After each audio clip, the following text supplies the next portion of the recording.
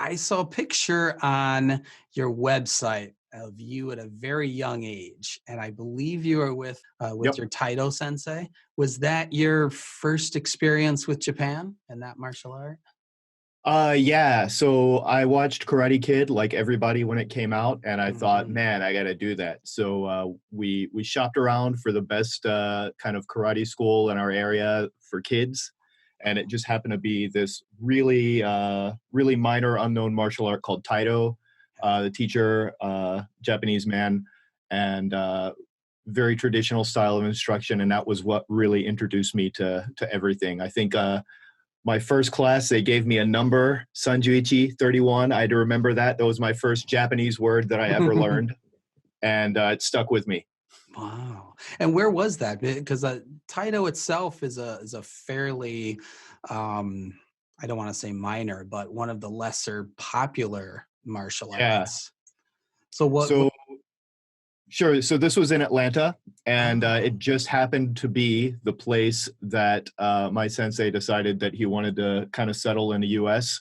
Out of all the places that he could have been, just happened to be there, and that was what got me started. Yeah. from starting that, I guess take me up to the time. What was your motivation to get on a plane and head Yeah. on over? Well, the main thing is I kept practicing and I enjoyed it. I think I did pretty well at it. And when I was 16, I got the chance to participate in the World Championship in Japan. Wow. So, yeah, I was part of a team of about 25 of us, and we all came over for about 2 weeks. We did the whirlwind tour. We were in two tournaments in that time. We went all over the country, and that was in '93. So it was kind of a different era from now, but Mm-hmm. it was a lot of fun. And the big thing was that I got to meet so many people and I got to see a lot of things. And it was my first trip out of the US. And it really just opened my eyes to a lot of things. And I thought, man, I've got to come back here. I got contact information from some of the people I met, and I thought I want to get back and hang out with these people and get in touch and come back and do this again. And so I did. Okay. And then was that after college or fast When I forward a was few able to come years? back, yeah, it was during college. After my freshman year, I came back to Japan for about 3 months, just staying with people that I had sort of met and that I was connected with through Taito. Hmm. And at that time, too, also went really all over the country. Got to meet a lot of different people, traveled by bus and train, and uh, picked tea in the countryside for extra cash and stuff like that. Mm. Um, and then I kept coming back, and it got pretty expensive after a while. So I figured I should probably find a way to get paid to live here. That sounds like a good route to go. So Yeah, so I guess what was that first way that you found a way to make a paycheck? sure. I did jet. Okay, Um, yep. I did. So I was coming over here, and I had also had an interest in education. I had started teaching Taito, helping out with that when I was younger, and had actually studied education in college a good bit, and thought that that would be a really good fit. So I graduated, put in my application, Mhm. did everything, and shipped over to the middle of nowhere, Gunma Prefecture in August of 2003. Oh, okay, Yeah, 2003. Alrighty, yeah, yeah. I was shipped over to middle of nowhere, outside of Kobe, yeah, in Hyogo. right. So same thing on the jet, and you put your three choices in, and they I think just cross them out, and Pretty much. Yeah. The chances of getting sent any place you've ever heard of are pretty slim. yeah, yeah. So Gunma, okay. So and did you take to the lifestyle there in Gunma, or how did that go? Yeah, it was interesting because, I had come from, not a super large city, but a fairly big metropolitan area. And I was in this town pretty close to the border of Gunma and Nagano called Myogi, that there were 4,792 people. And I remember that because I was a 4,793rd person. Okay. Yeah. And so it was a huge, huge difference. I was really lucky, being out in the countryside, they were able to, have a pretty good house for me, and I had a car that I could use, and I got a pretty sweet hookup on that. Mhm. But it was completely different, right? I had to learn how to do everything from scratch, Mhm. even, buying groceries, all the packaging is different. I didn't know what any of that stuff was. Right. So, it was hard. And especially going into that first winter, in a house with like no insulation Mhm. and feeling pretty isolated out there in the middle of Mhm. no place. It was really tough, but over time it definitely grew on me. I got to really learn a lot about the area, got to make a lot of friends with local people. People really took care of me and were very kind, and everything grew on me. And the more time I spent, I realized that I was learning a lot and that it was a lot of fun. So I stayed for the full 3 years on Jet Yeah. uh, in that area. Yeah. And were you able to find any Taito activity in that area? No, no, there was none. So actually, a very good friend of mine ran the dojo in Yokohama. So every Saturday morning, I would get up and I would take a 40-minute train from Yogi into Takasaki, then Takasaki down to Yokohama, and then I would train, stay over, and then go back home on Sunday. Yeah, yeah. So, and this timeline, this is similar to mine. Internet era was a little different. Yep. I'm guessing. So it was you were on probably dial up and just a lot more. At that time, yeah, internet was less a part of our lives.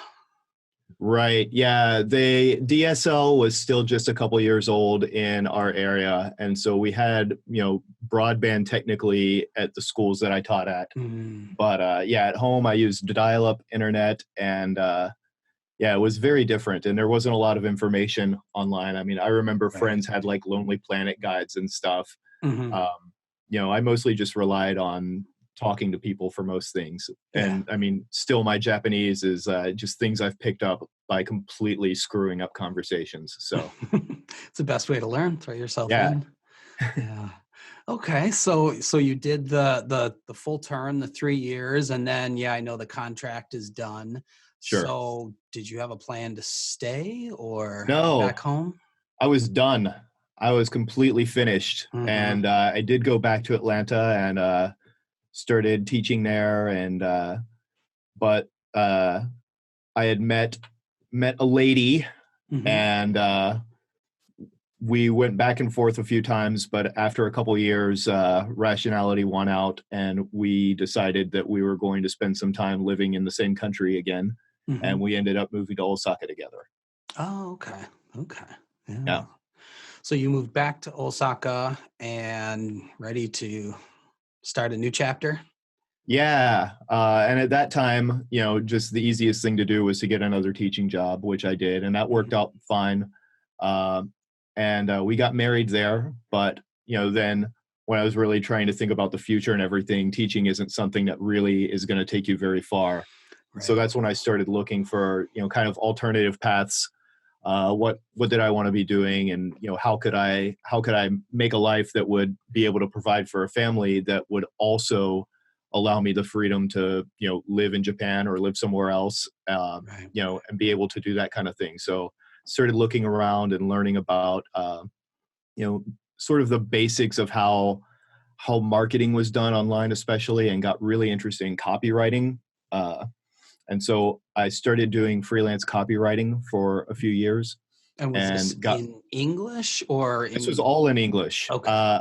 Um, Interestingly, and probably this might be something worth coming back to, but one of my partners and I have both lived in Japan for a very long time, and we do not market anything to Japanese people because Mhm. what we've realized is that there is a much, much larger English speaking market that we are culturally native to, and marketing in Japan, marketing in its culture is very, very different. So, Mhm. linguistic issues aside, it's not an area of business we want to get into. So, Okay. yeah, I was doing all of this in English because the internet, English is the lingua franca of the Mhm. internet. It's what we talk, Mhm. what we speak, what we write in, what everything is based on, and so that's always going to be your biggest market. Yeah. Okay. So you're freelancing, marketing, and this is Yep. sort of like studying and learning and freelancing on the side, or? Yeah, I was still doing some tutoring. I had kind of moved up the value chain of what you can get paid for as an English teacher. I Mhm. realized that, I could probably make an appointment for a 2-hour session in a company boardroom with like 5 people than Yeah. I could in like 5 days of Eikaiwa teaching. Mhm. Um, so I started doing like coaching, TOEFL coaching for some of these businesses that they wanted to get a team to be able to pass scores, to get funding, to do things, Right. uh, and it was worth it to them to hire somebody who could get them a score increase. And I had specialized in test prep when I was teaching in the U.S. a lot too, so I was very good at that sort of thing. Okay. So you sound like you're coming from a background of education as well as freelance, but you're seeing the limitations of what that standard teaching salary job in Japan is. Is this sort of when maybe entrepreneurship sort of creeped into the back of your mind? Yeah, I mean, it's kind of funny because I had never ever wanted to own a company at Mhm. all. When I had grown up, my father was running a business and working 70 hours a week, paying himself last, Yeah. putting his health on hold. And I Mhm. thought, man, I never ever ever want to do that. But at the same time, uh, I was looking at how could I have the freedom to live where I wanted to live? How could I have autonomy to create kind of the lifestyle that I wanted and be able to, you know, be in Japan without having to worry about, uh, working for a Japanese company and all of the things that that entails, which Right. again, 70 hours of work a week and Mhm. not a lot of freedom. So, yeah, entrepreneurship really just became something that accidentally became the path. Yeah. uh, yeah, and I was so yeah. What really happened is I was working out with a friend of mine that we were talking about a lot of stuff, and he had a young family too, and we thought, man, there's just got to be something we can do that uh, we can we can reach a larger group of people and be able to teach something that's valuable and make a business that's going to take care of our families. And that's when Ryan, who's one of my partners, and I Mhm. uh, started putting videos on the internet. Um, yeah, he had a little yoga and fitness studio in Osaka that he was teaching Mhm. people, and we said instead of teaching 1 or 2 people at a time, what if we tried to teach maybe 10 to 20 people over a course of a month or two, Mhm. and put together a course. And at this time, were there is this when you were starting to see other online courses as learning options? Yeah, I mean, I like I said, I've always been fascinated with education, and teaching is just kind of something that has been really interesting to me. So when I had seen when I found out, I think maybe about 2004, I found out that blogging existed. Right, I was like, Mhm. wow, that's really interesting. You can write things online, and you can create this experience of how people are going to read it. You can design what that's going to look like. You Mhm. can you can make it work the way you want it to work. Right. Um, and then when I was doing copywriting, I was starting to see people that were creating courses, creating memberships where you could pay $100 by PayPal and get access to what essentially was a blog with a password on it, right? Okay. And I thought, wow, that's actually really easy to do and not a bad way to be able to sort of monetize the ability to write and the ability to teach. Mhm. Um, and it really at that point was just kind of becoming a question of what to teach and how to Yeah. find the market to teach to. And when I started training with Ryan and working with him and talking about a lot of stuff, we just kind of realized that there was a lot of possibility for going that direction, because at that time there weren't really any kind of fitness kind of programs online. Everything was DVDs. Okay. Um, At that point, it was all like yoga DVDs, P90X. Mhm. They sent you a booklet of DVDs, Wow. right? Everything was DVDs. You buy a Tony Robbins program on like motivation and business, and you get Mhm. like this thing of like 30 DVDs in the mail, right? A box of DVDs, and you're supposed to somehow watch all of these things, right? Right. But that was the model, is, sending DVDs to people. And when we started trying to put some of these videos online, when YouTube started in 2006, so it was still not really mature. It didn't look like it does now. Mhm. 2009, starting to put things on YouTube, it was growing like crazy, and there were a ton of people like doing cool things on there, but really like solid educational content and tutorial content Right. was still something that was really, really new. And doing that with exercise, I don't know of anyone that was doing it at that point. Right. I'm Yeah, I sure we were remember. not the first, but Well, yeah, I mean, and I don't even remember the dates on any of this, but the only thing that pops up into my mind was something like Billy Blanks. And some of those almost like boxer size, and yeah. some of the trying to be the crossover martial arts fitness. And is that sort of not the model, but you and Ryan both come from martial arts background, Right. and I guess maybe explain your program a little bit. Is it martial arts based? Right. That's actually a really good question, because our third partner, Jarlo, is also a martial artist Hmm. as well as a physical therapist. Ryan also had a background in gymnastics.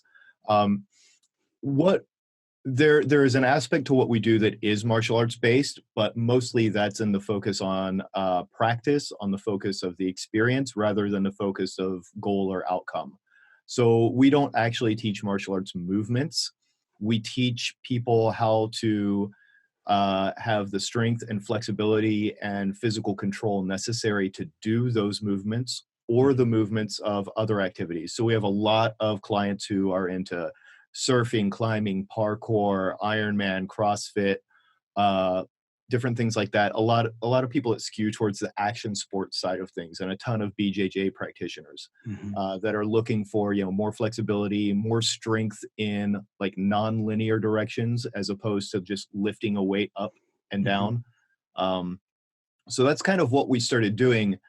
And the difference between, I guess, where we were coming from and like something like a Taibo class with Billy Blanks, is that what they were really doing, what a lot of things were happening, is they were really taking that same like Jane Fonda model of put in the VHS, put in a DVD, or hit play on the streaming service, and you're in a class with an instructor. Hmm. And we said, well, okay, that's great if you're just trying to move a lot. But if you're trying to learn new skills, if you're trying to learn to do something that you can't do, just watching someone do it and trying to do it is not going to get you there. So that's where we really brought the educational model into things and started looking at how we can approach teaching these skills in a systematic way with an actual curriculum, Hmm. uh, where we broke skills down, had people build them up over time instead of just trying to do things badly in front of a video. Yeah. When you say people try to do a skill, I guess could you Mhm. give me an example?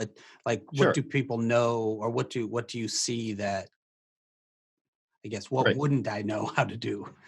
So, like, handstands are a really good example. Oh, okay. Handstands are a thing that, at first blush, it's a party trick, but when you actually know how to do one, it is something that it's really great for your shoulder mobility and stability, Mm. joint integrity all through the arms, uh, how to control your core musculature, front and back, and your legs while you're upside down. Balancing while you're upside down, too, completely different. Uh, Nervous system challenge than balancing while you're right side up. So Hmm. it's actually an immensely valuable exercise. But how do people try to learn to handstand? They put Right. their hands on the floor and they throw their legs up in the air and they say, wow, I can't do that. So then they say, well, now I'm going to go do it next to a wall, and put their hands on the floor and slam their body into the wall a few times. Mhm. And over time, some people might learn how to balance. Most don't, though. And the proof of this is that most people cannot do a handstand, Right. right? Mhm. And if you try to, chances are you will not just be able to do one. So there's a way that you can build up to this systematically, though. Just watching someone do handstands and trying to do it will not get you a handstand. Okay. But building that shoulder mobility, building the wrist strength, working on specific drills that you can do against the wall, working on specific ways to try to kick up and how to bail out of that when you start to lose your balance. There's specific techniques that you can learn that will drastically shortcut the learning curve and exponentially increase the chances of you actually being able to perform the skill. Mhm. And so we can do that with any kind of physical skill just by having kind of a solid system that we know works to teach people. Okay. And have you found any difficulty in educating people as to the importance of some of those skills? Sure. I mean, and that's really the big thing is um, we don't focus on specific skills necessarily because those skills are the best. I think every activity someone wants to do is going to have skills that are important, but we all live in bodies. So we all have, physical activities that we do every day. Mhm. And most of us probably don't notice how restricted that we are until we, step off a curb and twist our ankle, or until we try to, bend down and reach something and we're like, oh man, my hips are tight, you know? So there is an education component because most people, when they think of fitness, uh, the image that they have in their head is of doing exercises, of lifting Mhm. things, or of running or cycling for longer distances, Mhm. right? Because those things are very easily quantifiable. So we generally don't try to just explain what we do as saying it's fitness. Uh, in most things, if you want to convince somebody or something, you're going to have the easiest time if it's somebody that already has this sort of monologue in their head of that they're not happy with the results they're already getting. So we Okay. take people that are already doing these activities and we say, okay, so uh,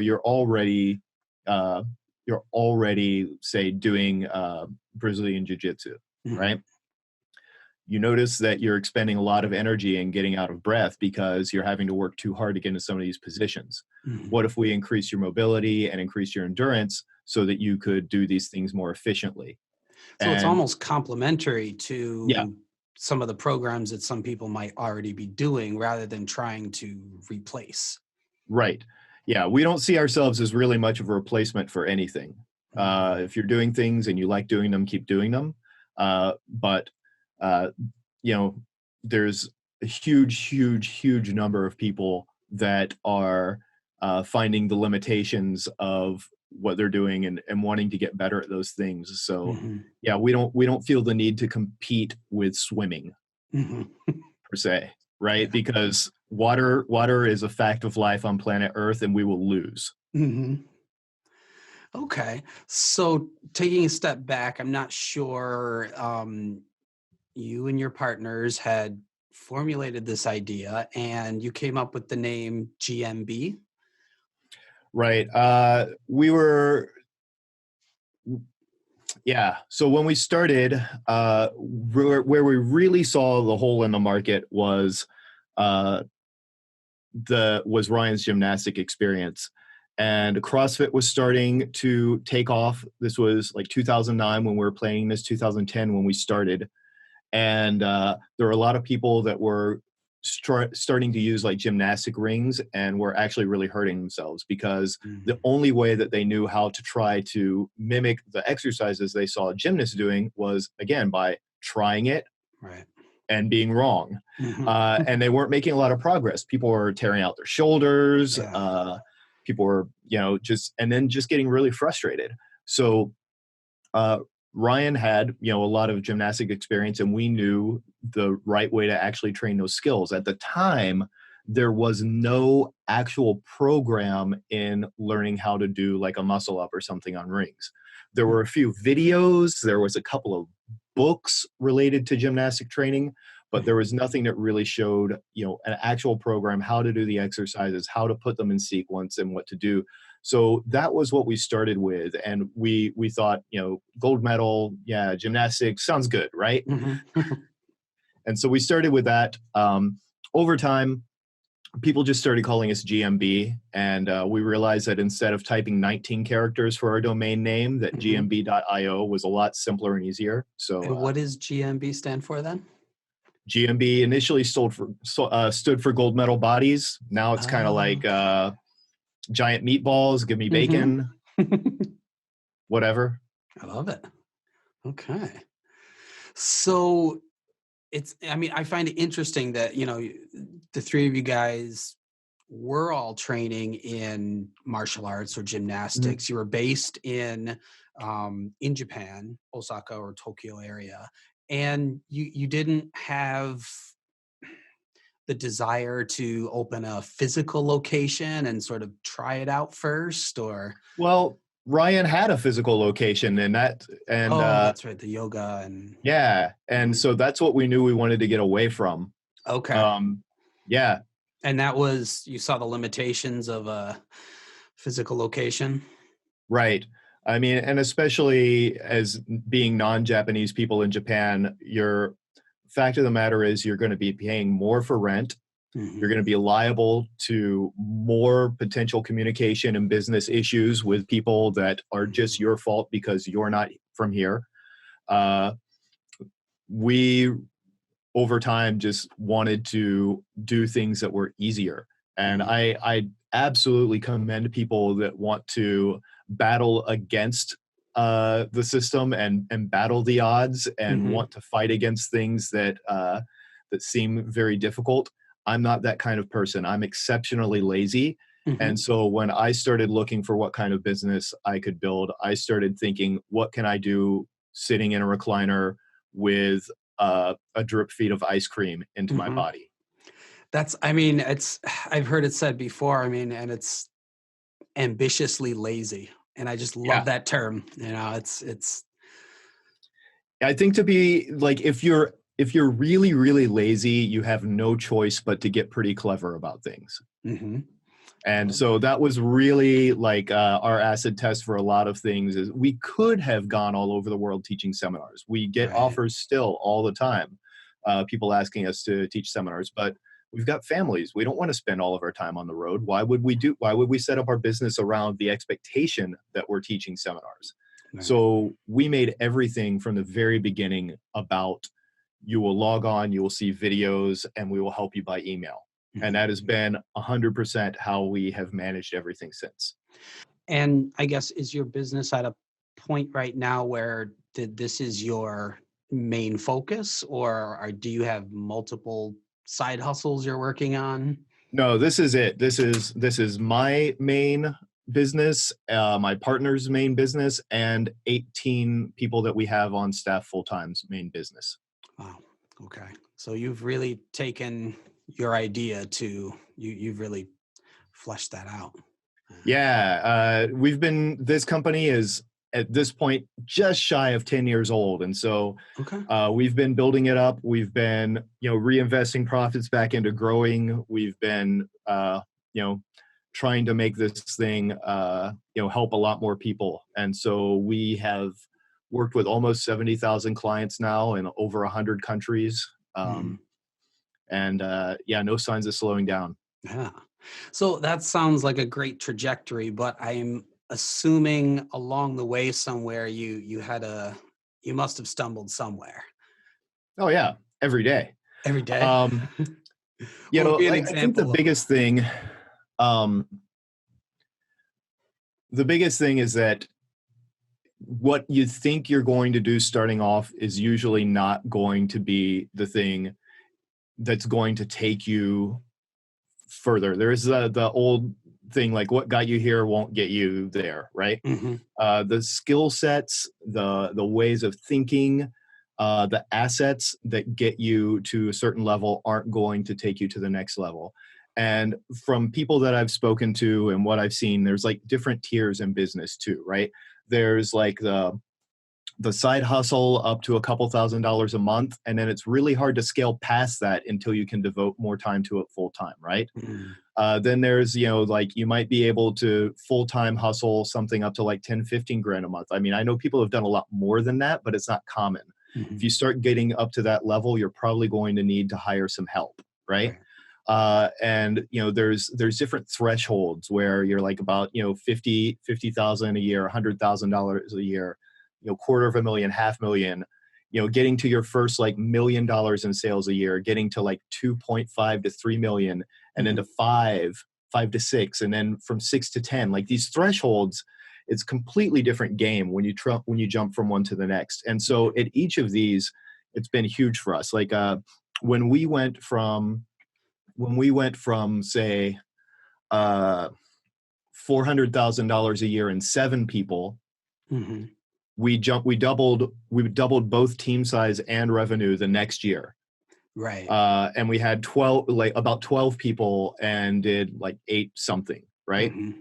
And then the next year we went from 12 people to 17 people and did 2.2 million, right?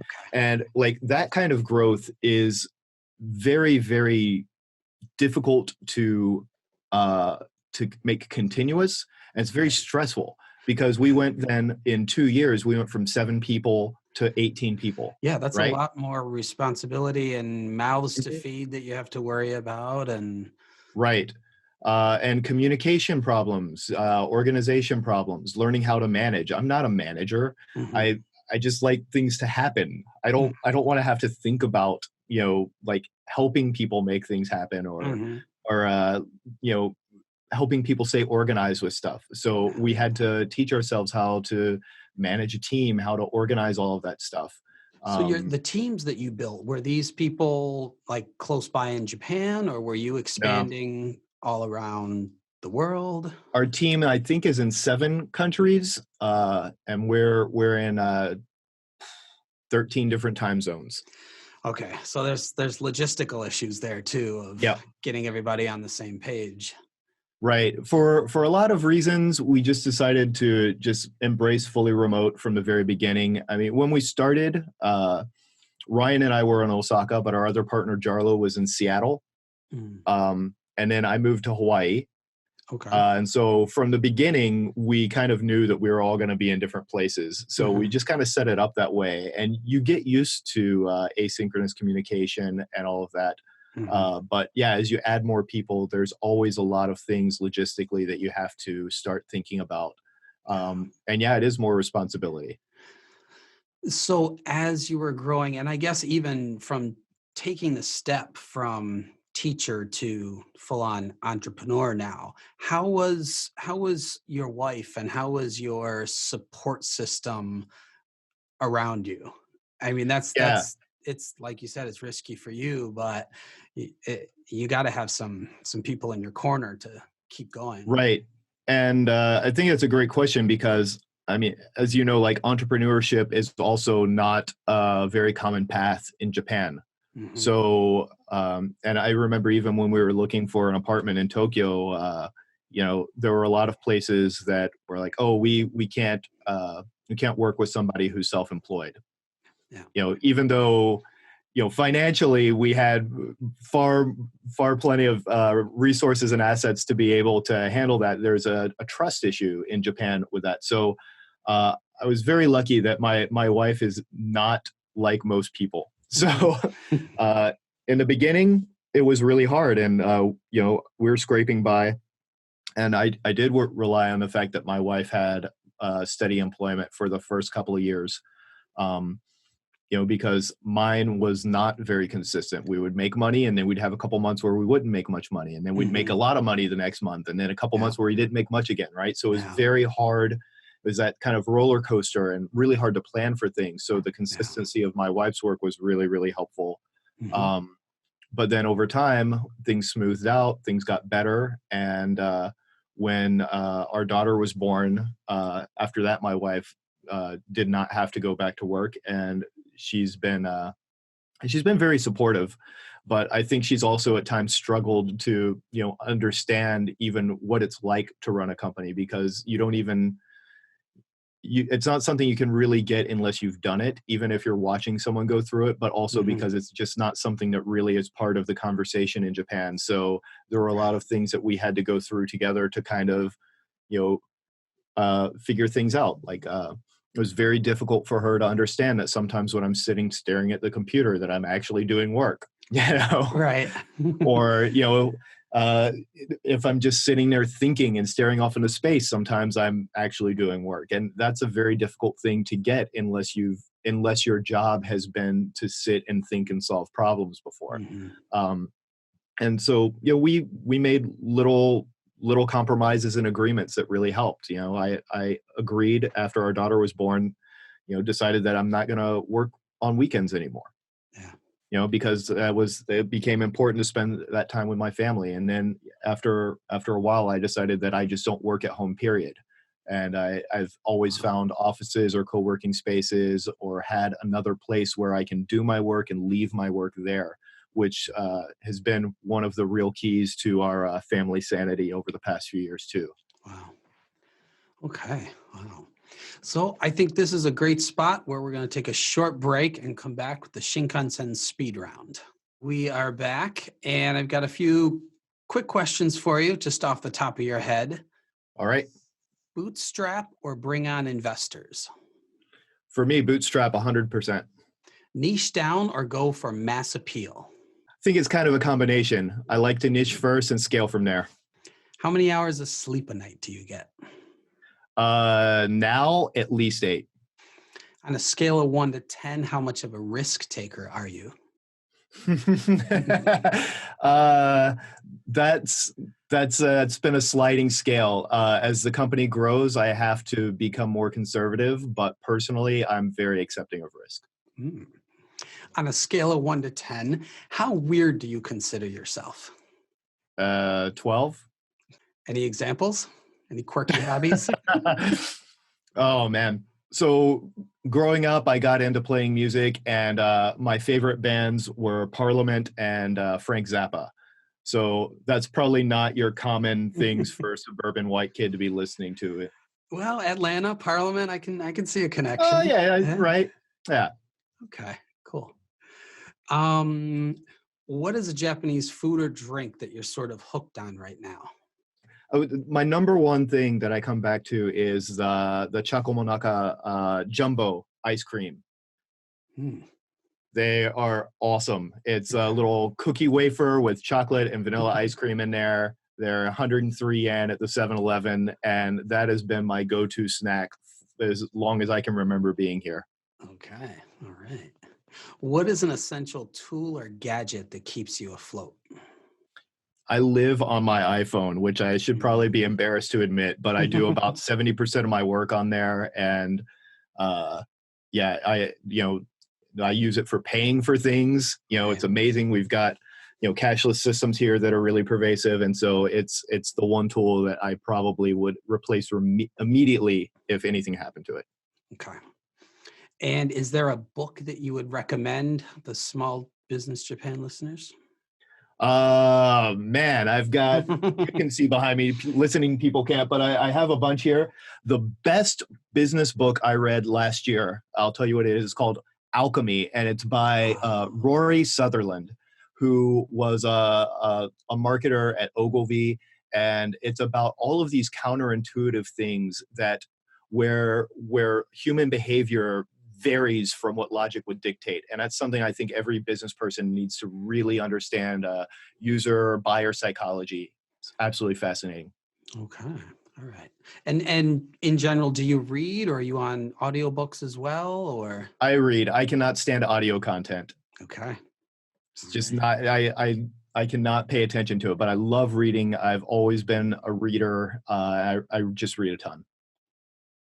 You had mentioned your iPhone and it just got me thinking, with your business, Mhm. have you developed into an app as well? Is that part of the model or are you still online courses? It's online. We do have a web app right now, and we'll probably develop native versions of that in the next year or so. But it's a little different from your standard like 7-minute fitness app. Mhm. It's more of a platform for our current clients than something that we're trying to get new clients by. Okay. Yeah. And you've already touched upon, even though you're sort of based in Japan, it's more Mhm. of a worldwide product. Yes. Are you planning on coming up with multiple language versions of it, or is that just Mhm. too much Yeah, work? that's a great question because I mean it's one of those things that in principle, you think, oh, we could translate this into Spanish. We could translate this into Mandarin, right? And we could do that. What we found, though, is that you then have to be able to offer customer support in those languages as well, which we cannot do at a low cost. Right. We could do these things, but again, I try to keep things simple and easy. And there are so many people who speak English. Mm-hmm. Why would I invest in deviating from that market? Right. What is a piece of advice that you would have for someone wanting to enter your profession? Yeah, the number one thing is don't take advice from people who aren't profitable. There's a lot of people, especially on Twitter Mm-hmm. and Reddit and everywhere, and also people who look like they have lots of revenue, but might have, might be capital backed or something. Don't just take advice from people unless they can prove that they are making a profit in a similar situation to you. Because 90% or 99% of all businesses, uh, we like to think, oh, well, if these people are doing it, it must be working, right? Mm-hmm.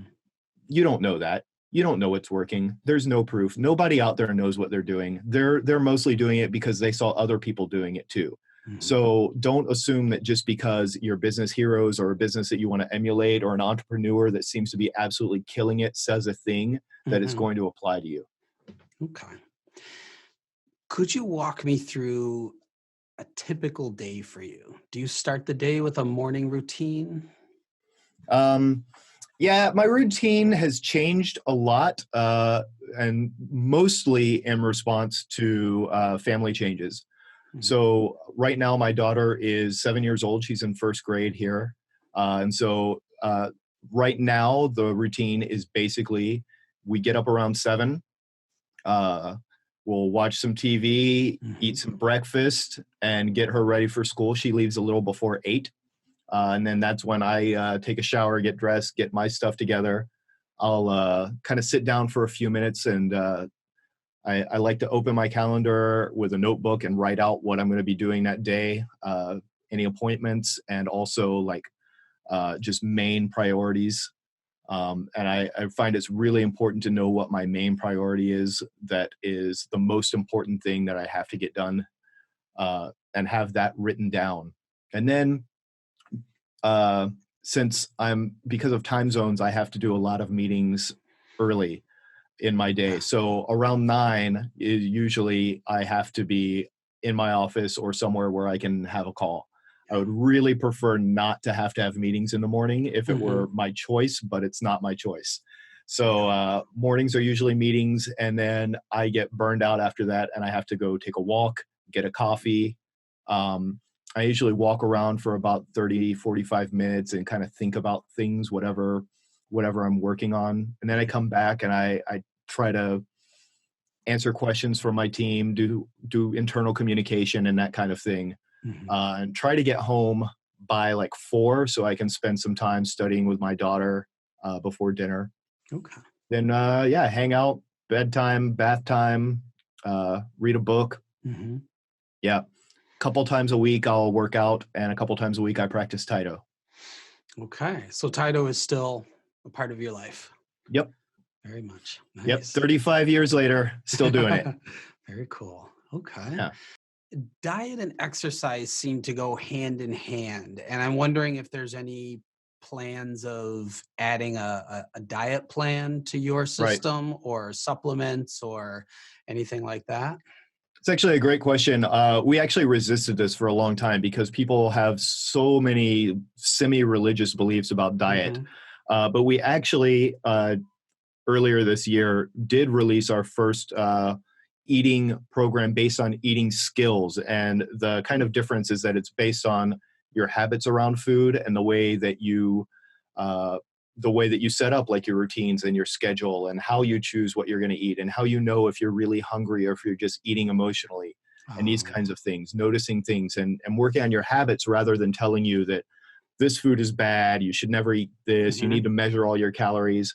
Um, People can't keep those strict things up for very long most of the time unless they Yeah. have just an exceptional level of self-control. Mm-hmm. So Yeah, we're doing that, but true to form, we're doing it in kind of our own weird, different way. Well, I noticed on your shelf back there, there's some Suntory and a few other things. So Yep. I'm assuming you have a balance there. Yeah, I think that that's the important thing. Even in exercise, I don't think that exercise should be a lifestyle unless you really want it to be. I think most people do fitness things because they know they need to be healthy and to have energy and feel good for the other stuff they do.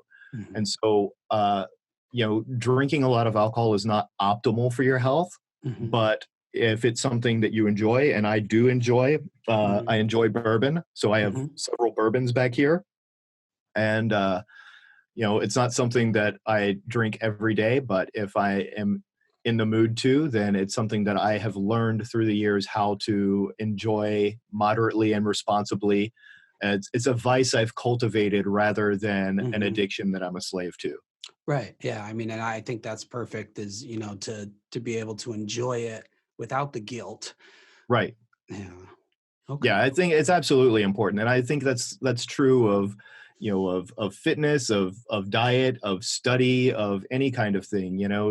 You need to be able to find whatever the right appropriate balance is for you, and that's always going to shift for everyone over the course of their lives. And especially if you're starting a business, people talk about work life balance and, oh well, you should never work more than 8 hours and you should get sleep. I mean, I get 8+ hours of sleep now, but in the Mhm. beginning, man, no. Yeah. No, I stayed up all night stressing over things and gave myself, anxiety ulcer. And I'm not saying that Mhm. I'm not recommending this to people, but the truth is you have to work hard, especially in the beginning, and Yeah. you have to shift a lot of your priority over to that thing, and it takes away from other things. But the good news is that it'll shift back. Mhm. What is something that you're excited about right now? Could be personable, could be business. Right. The thing that I'm like really excited about right now, and it almost sounds trite because everybody says this stuff, is just I'm just always really excited about seeing my daughter grow as a person. Um, my my wife and I moved to Honolulu, and then that's where our daughter was born, and she spent her Oh, first okay. 6 years there. Wow. Grew up hearing Japanese and speaking some of it, but in school it was all English. So now we moved here, and she's spent the last year, in pretty much 100% Japanese, and it's Mhm. been really interesting to see her learn, see her catch up, and I'm always just excited to see that she's growing up, traveling around the world and having options that I never had, and Mhm. seeing the world already as a smaller, more open place than I think people of our generation really had the opportunity to when we were young. So Right. that is super exciting to me. Yeah. That's great. Yeah. I think, technology plays a big part of that for, pluses and minuses, but, it Absolutely. really has brought in cultures closer together and the world. Yeah. Yeah, just like you pointed out earlier, when I was first coming to Japan, the internet was not to the degree it is now. Mhm. We couldn't just hop on a call like this as easily. Right, Uh, right. It was a bit of a lonely, isolated time at it was. times. Yeah. It was, and it's just amazing how much smaller the world feels now because of all of this. Mhm. And just quick technology related aside about my daughter, went to Sweden last year, and we're hanging out with a friend of mine and his daughter, who's about a year older than her, who has uh, speaks mostly Swedish and a little English. And my daughter speaks mostly Japanese and a little English now. But they Mhm. were able to communicate very well in their limited English, comparatively, partly because they had both watched the same shows in their own languages on Netflix. Oh, wow. So like it's a weird thing. You don't even notice how technology is bringing us together in different ways, right? But Mhm. Netflix has the same shows in all these languages. We're watching the same movies that people all over the world are watching, and Mhm. even if we can't say the same words, we're getting a lot of the same kind of cultural indoctrination that's happening over time because of this stuff. Mhm. It's really changing the way culture is propagated. And do you think this is something that Japan is realizing? Do you think Oh yeah. Japan is starting to feel closer to the rest of the world? I think so. I mean, Japan's always been very interesting at adopting parts of other culture. I mean, the fact that katakana exists, I think, is a Mhm, testament to that, right? mhm, Um, you know, so they've always adopted things like bread culture here, bakeries. I'm mhm. so glad that they got that from Europe rather than the Right. U.S. You know, Yeah. uh, so I think that there's a history of bringing that into Japanese culture, but I also think that, especially due to the internet and ease of travel lately, Japanese people are starting to see more and more that other nationals are very interested in parts of Japanese culture and not just anime and Mhm. ramen, which isn't really Japanese, you know? Yeah. And so they're starting to see the value and importance of being an exporter of culture too, which I know is also something that's been booming in export of South Korean culture, you know, in terms of K-pop and beauty products. But Japan Mhm. also is doing that, and I think that we're probably going to see something that's kind of a cultural export boom that's at least on par with like the consumer electronics export boom that they had back 30, 40 years ago. Wow. Yeah. Yeah. With your time in Japan, is there something that you've changed your mind about regarding Japan? Oh man, probably a lot of things. It's it's a hard one to answer because it goes pretty deep. But I think the biggest thing is when I was younger and when I was maybe late 20s, I couldn't really see myself living here long term Mm, because at the time there weren't many Americans who managed to live here long term and be happy about it. right. Um, but the things that have changed are that now Japan is more accepting of people from different cultures, especially around Tokyo, which is one of the reasons that we live here instead of somewhere else. But Mhm, also, the internet has enabled me to be able to be here independently without having to find employment with a Japanese corporation or something like that. So mhm. that's been most fundamental thing really is that I never thought that I would want to live here. But now I'm going to be here for at least the next 5 years until my daughter finishes elementary school. And then we'll Yeah. see after that. Okay. All right. So, Andy, what's next for you? Uh, what's next for me is really just continuing to grow the company and make it something that is really special for our clients and for the people that work with us. And continue trying to teach good things and interesting things. I I use it as kind of like a creative outlet. I need to always be making something. Mhm, So I know that as long as I have this sort of machine that lets me kind of throw my ideas into it, mhm. I'm going to be able to stay happy with that for a long time. And are you content with the position you're at, or do you, as a company, do you have like bigger growth goals? Yeah, that's actually a really good question because I think this is something that if you have a company, if you do grow an actual company, you do need to confront this at some time. How big do you really want to be? Right. And so like with my partners and we've talked about a lot of things like what would we sell for? And the answer is, uh, I don't think it's possible to sell for enough that would be worth selling for us. Mm, Not that what we do isn't possible, but when we look at the amount of income that we could make for this long term as owners versus mhm. what we get by a sale after Right. taxes, what's the actual life changing amount? Mhm. And I think what I really want to do is, grow up a team of management and grow up some leadership to take over and run this thing out from under us over the next few years. Yeah. Okay. And what do you think is next for your industry? Oh man, a lot of things are moving. You know, there's technology is driving a lot of it because we've already had apps for now 10 years, right? Mhm, And the wearables market is starting to grow. I mean, Apple Watch helped with a lot of things, and now the growth of like AirPods and mhm, audio content, in-home devices like Alexa.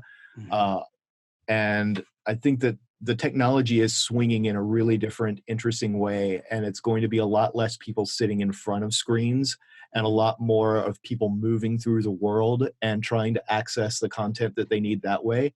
So I think that in terms of being able to deliver fitness information and instruction to people, or any kind of information and instruction to people, it's being able to, decouple it from sitting in front of a computer or sitting in one place and holding your device, but really how you're going to access this in a more convenient, less connected, less tethered sort of lifestyle.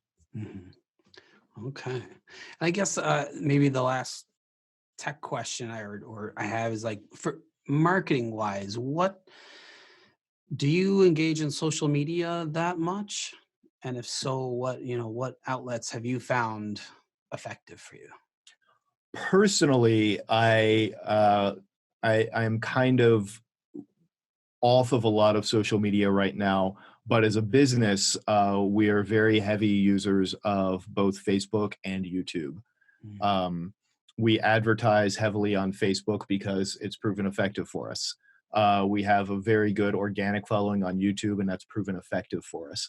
Mhm. And I think the main thing is, if you're really trying to figure out what role social media plays, you need to look at what kind of people you're trying to attract, what kind of messages, platforms, Mhm. and do you think you can consistently create that at a high enough, consistent enough level, right? Mhm. So if you're thinking, man, the people I really want to meet are the people I really want to, the kind of people that's on Pinterest pinning wedding cakes. If you're a wedding Mhm. cake designer, right?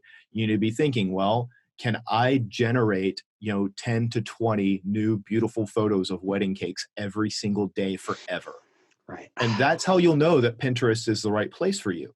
Right. Otherwise, you might say, well, maybe Instagram's better, where you only really need two pics and maybe some short clips of you putting the frosting on, Mhm. right? Or Mhm. maybe you might say, I can't do that, but I can do wedding cake decoration tutorials on YouTube, Mhm. right? So you need to kind of look at what kind of content you can create on these things, um, and what kind of personality you can put forth into it. But I think you should focus on one thing to start with. Don't try to be everywhere, because that's just a path to exhaustion. Yeah. Yeah. Okay. And finally, is there something you feel the Japanpreneur community should know about that maybe I didn't cover? Mm. I think the main thing that is important to know about is that there are a lot of people in Japan, Japanese and non-Japanese both, that are making stuff, that are trying things, that are very, experimental, and are also very supportive of other people that are trying to start businesses. And it may not be obvious where to find them at first, but go and look.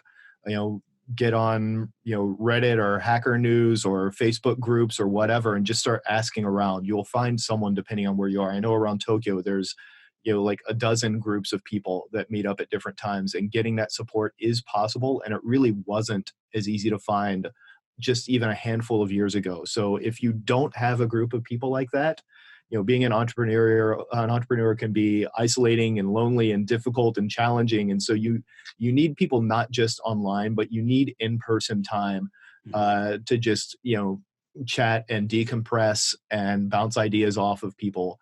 And so know that there are people like us here. Yeah. Yeah. Okay, that was great. Andy, I want to thank you for your time and all of the knowledge and wisdom you've given us today. Sure. Thank you. Thank you.